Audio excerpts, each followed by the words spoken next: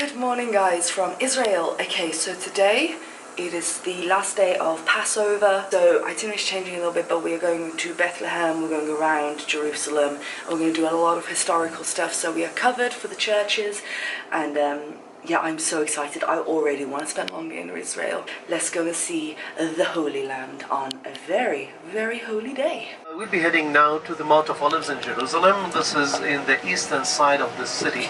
Beautiful size to have a panoramic view. Itself is divided in four neighborhoods.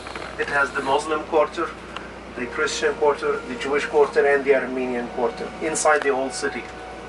And the old city itself is only 1 square kilometer. You can't see me, but you don't need to see me. That's a pretty amazing view of Jerusalem. It's very apparent that there are a lot of people who travel to Israel as almost like a pilgrimage, and that was certainly apparent here during Passover. But even though like the churches and the sights and the views and the tourist destinations were all amazing to see, what I found more fascinating was to see the divide between Israel and Palestine. The walls, the checkpoints, the huge red signs warning Israeli nationals not to enter. 1 minute the road signs were written in both Hebrew and Arabic, and then suddenly no Hebrew, and then you knew you were in Palestine. Gabby, our top deck guide, was absolutely amazing. He explained the conflict so well and really tried to show us what was going on beyond the media. To actually visit a place that you've seen so much and see the media twist and turn the story of both sides, and to come with a guide like Gabby who can show you and explain to the best of his ability, of someone who was brought up in Jerusalem as an Arab and was very religious at that point in his life. He just did an amazing job of really showing us the sides and the history, and it's an experience I'll never forget.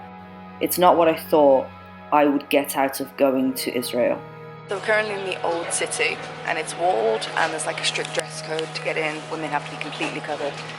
We were meant to queue up, he said possibly for like 2 hours, and we just walked straight in. The day has already started so great. This is the Wailing Wall, guys. Can you see the men with the tefillin on their forehead? One today, described yesterday. Many of those who have the talid, the shawl of the prayer, they have also that box on the forehead. So you can see the men and the women are separated here for the Wailing Wall. There's a lot of security now to get into this part of Jerusalem, which apparently is becoming a permanent thing.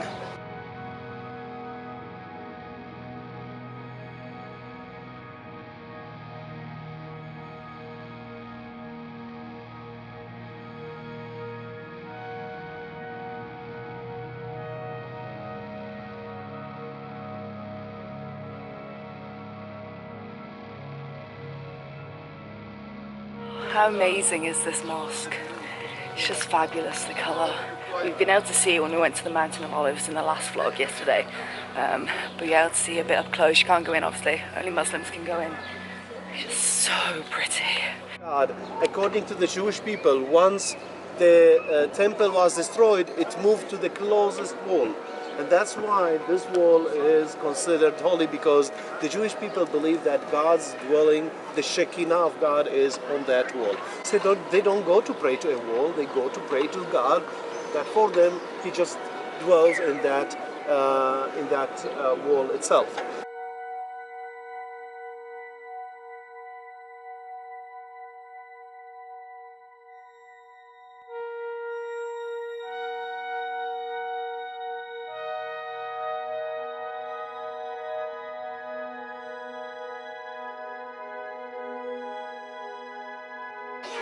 So we got some free time to have a wander now for the next couple of hours. One thing though, Israel's really expensive. Like, we're not in Egypt anymore.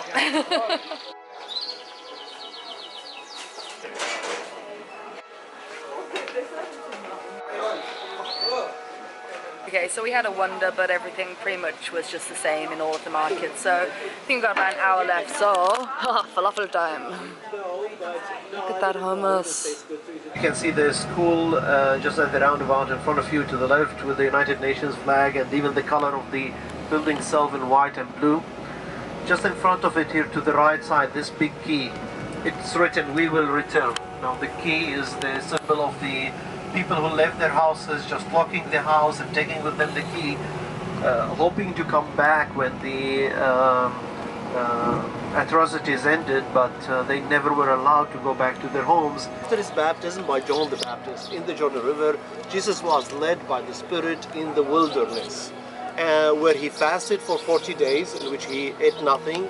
And then at the end of that period, he was tempted by the devil. That was pretty cool that we got to stop in Jericho, see the oldest city in the world, see a camel who gave me a funny look, and now we are heading to the border to cross over to Jordan, but it's not a tourist border, it's actually a border for Palestinians to cross, so hopefully we'll all get through and visas would have already been sorted for us. That's what we've been told. None of us now, around the Jordan River, there is mine territory. Remember, we've seen some mines just to the north of